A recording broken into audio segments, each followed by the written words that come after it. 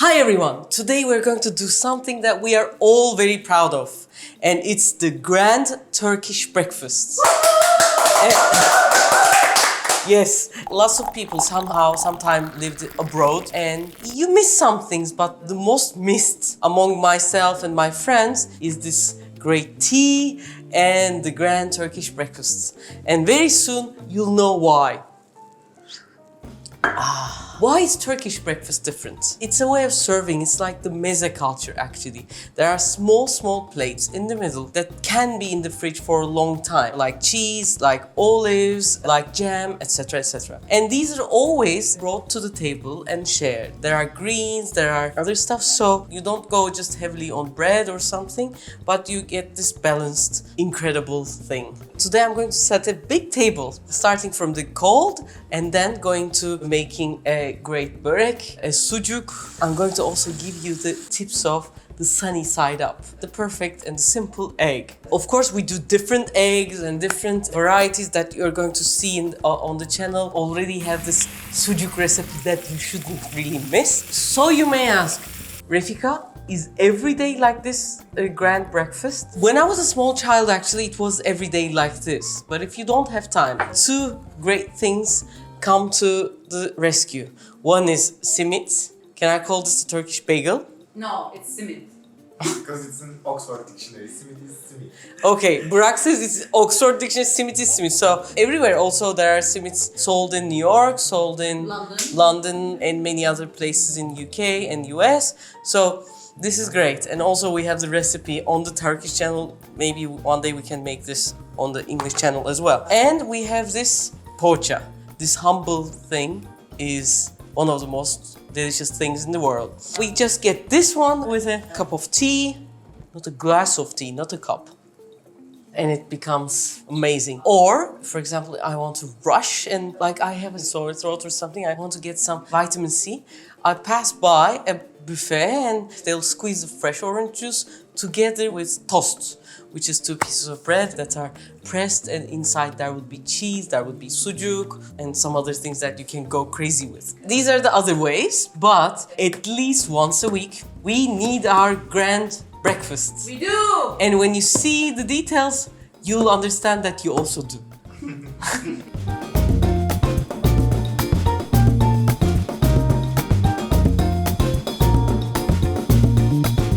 Now we're going to start with olives. To make the olives even tastier, I have a recipe from my mom. In Cyprus, what we do is we put thin slices of lemon, add a bit of lemon juice, and on the side crack garlic and add a bit of coriander and crack them as well, so that the taste can easily pass to the olives and the olive oil, and add it to the olives, mix them up and add some olive oil. This will taste better and better every day, and you can eat this for the whole week.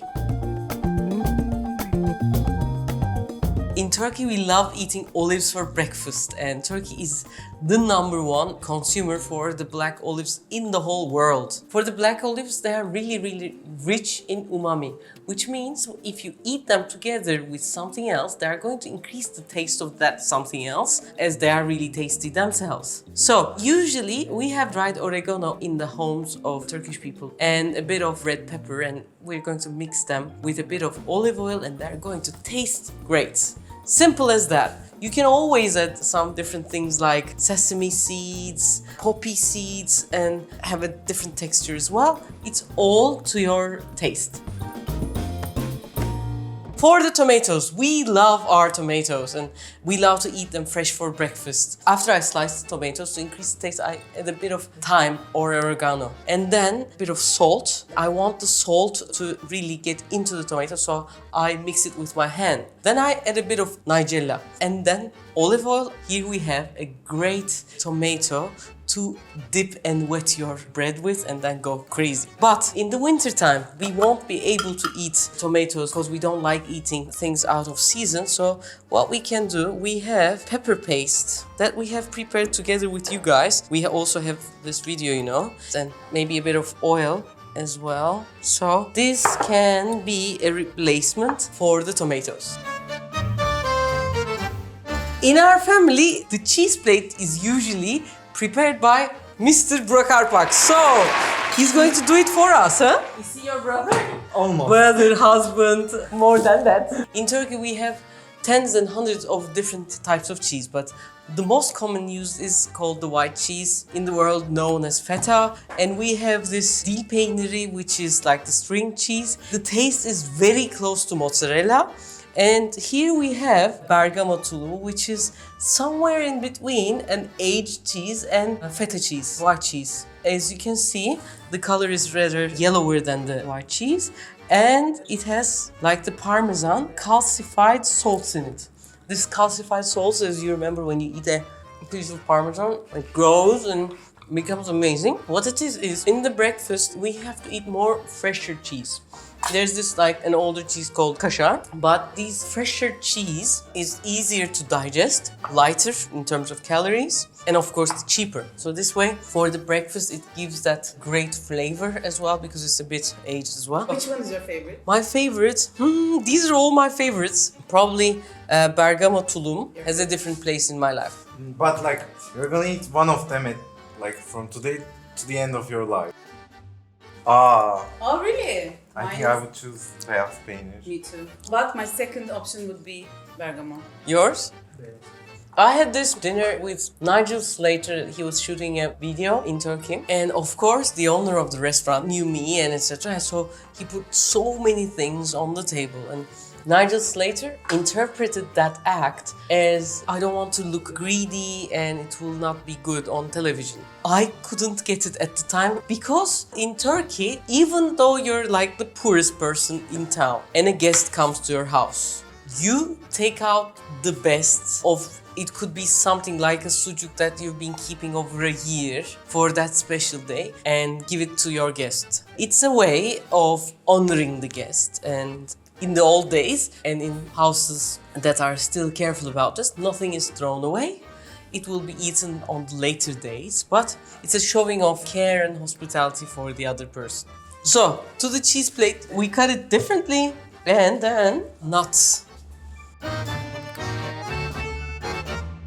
This was meant to be the cheese plate, but we also have the greens, some of the fresh nuts. We have the pastrami. Maybe next year we'll do the pastrami as well. All kind- pastrami at home? Yes.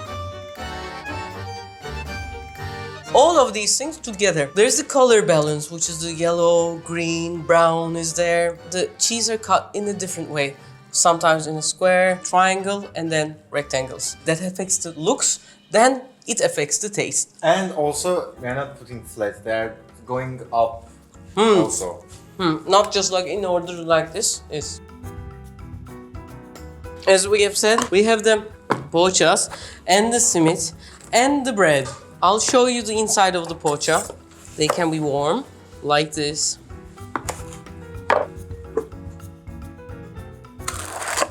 Simit is actually a round bread with two strings. They are rounded and then they are dipped into molasses and then sesame seeds and baked in special ovens. To tell you the truth, we don't eat white bread anymore, but we grew up with this, and because it's very spongy, you can dip it really well, or you can put a jam and it will get into its holes so fast. It carries the taste really well. On a normal breakfast day, even the person who says that I don't eat so much bread will eat at least 3 or 4.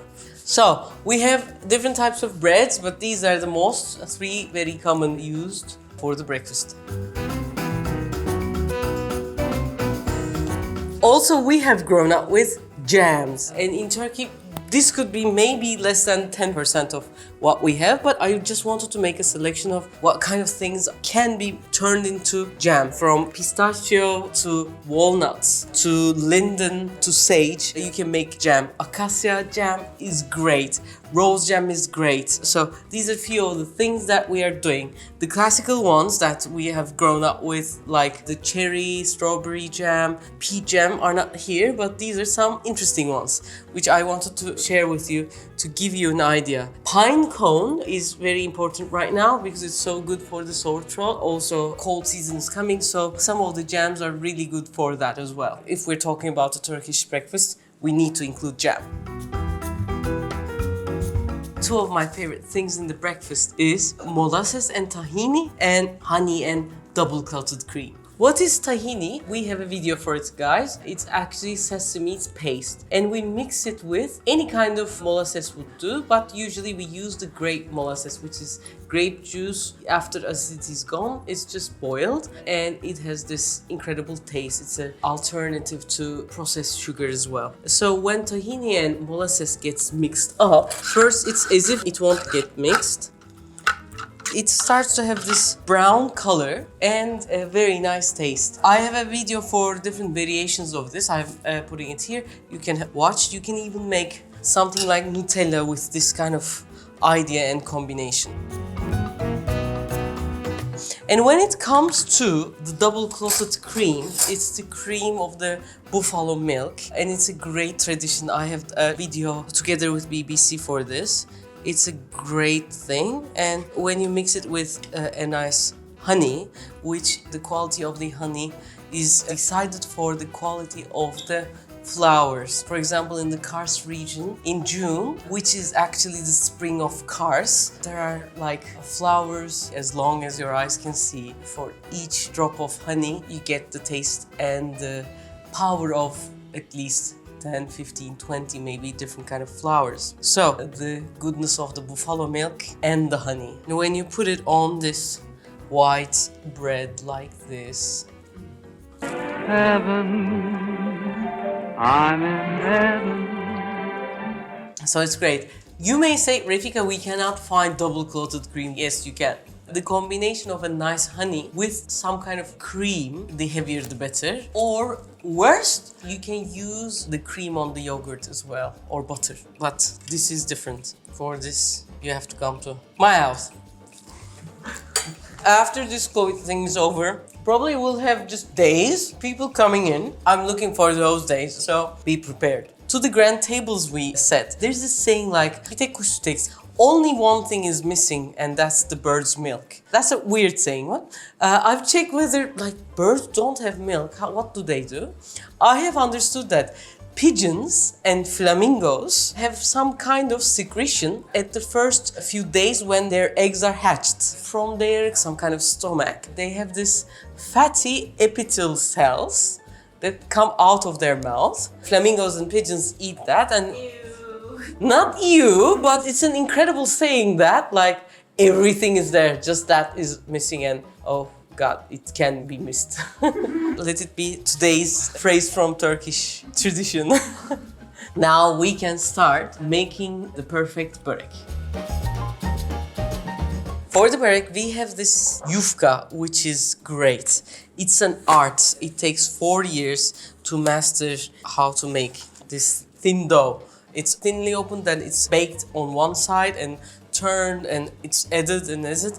Then it's put into lukewarm water and then taken out, rested in cheesecloth, and then ready for the markets to be sold. So it's an art, but of course you cannot find this in Europe, you cannot find this in US, because like very limited amount of people are doing it in the world, and in Turkey you can find Yufkacı, and I'm trying to continue the tradition by hand because when it's mechanized it's not the same. But I'm going to give you a recipe which is originally done with this to something that you can find almost everywhere in the world. They also call this filo, but normally it is dough for baklava. It's thin, more starch based. This is usually sold in like layers, folded, and usually each of the folded layers are ripped like this. I just wanted to show this because if you buy it and what you get is something like that, don't be sad. Usually, even in Turkey, that happens. So, what I'm going to do, I'm just going to use 2 layers like this. I'm going to rip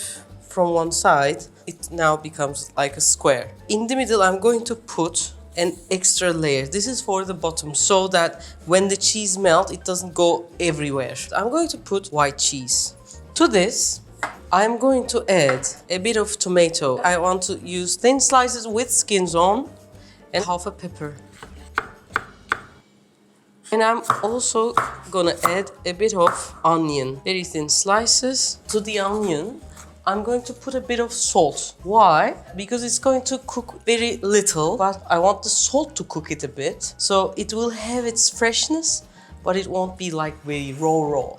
Together with this, I'm also gonna use few mint leaves. And finally, Nigella, if you have it. If you don't have it, not the end of the world. Because this phyllo is used for baklava, it's not salty. So I'm gonna add a bit of salt to the other layer as well, like this. And then I'm going to wrap it first on one side, then on the other one.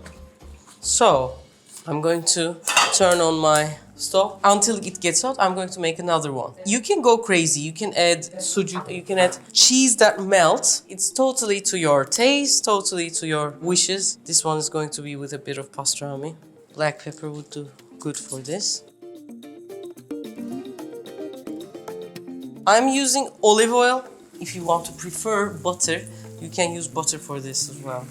Or we can make this with a bit of cheese and spreadable chocolate. Whoop, it can go here in.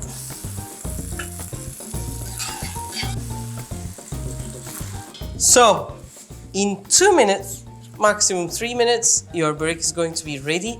Don't put it on the highest heat because we want the cheese to melt and get cooked a bit. So let it be slower, but it will taste incredible. And the chocolate is dropping on the side with the cheese. There's going to be one for each of the team member. And here is how we do the Borek. And I want to show you, this is very thin and crunchy.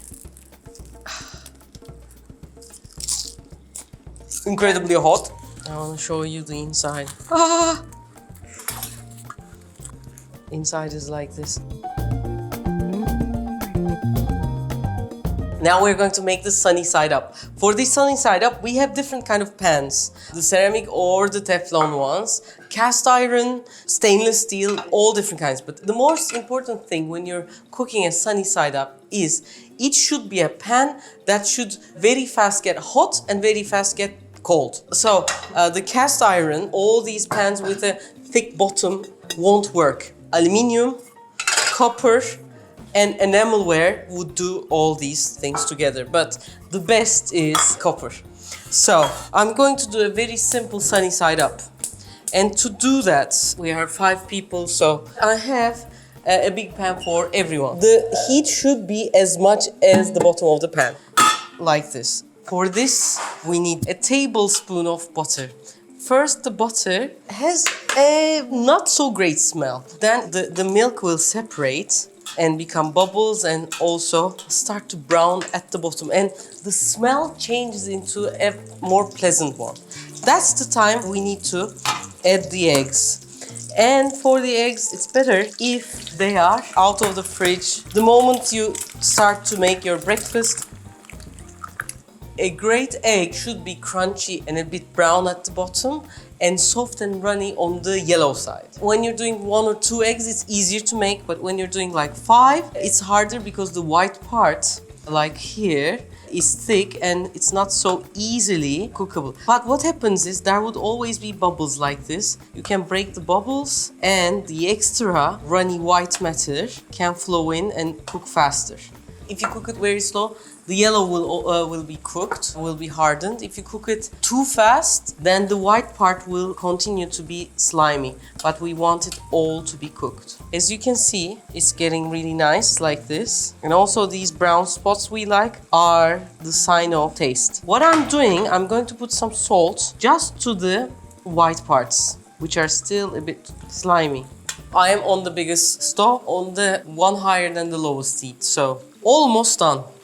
And towards the end, just before you serve, you can put some salt everywhere and a bit of red pepper. And if you want some black pepper, but plain is also really good. So this is ready. As you can see, the yellow part is still very soft and look at the bottom. My Boreks are ready, my eggs are ready. There's also one more thing which is going to be sucuk or pastırma. For the sucuk recipe, you can go to this video here. All the crew is very hungry and we can have our grand breakfast.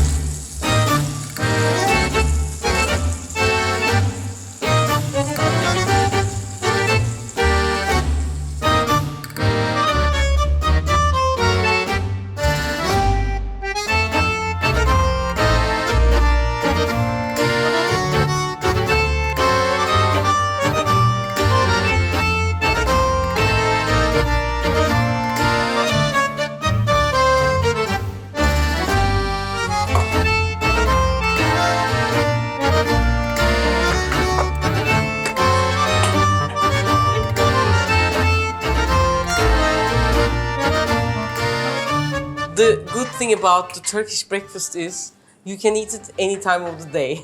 If you are an intermittent faster, you can eat this at 3 o'clock, no worries. How is it? Like mom made it.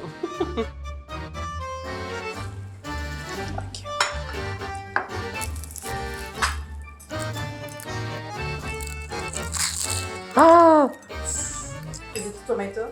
white cheese, so good. Shamandra. Another Turkish word for this behavior is called shamandra. I don't know its English. That floats for the boats. The boats tie themselves to. So when this bread is like here, it's like shamandra floating on its water. This tastes as good as... Oh, Yağız made it a dürüm. Oh.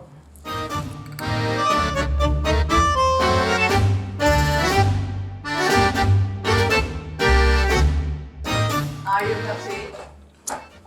I don't know. I'm happy when you guys are happy. Ben çok mutluyum. Thank you, guys. Hope you liked this video. Please tell me what things you want to see on the videos. For now, that's it. Take great care and hope to see you soon.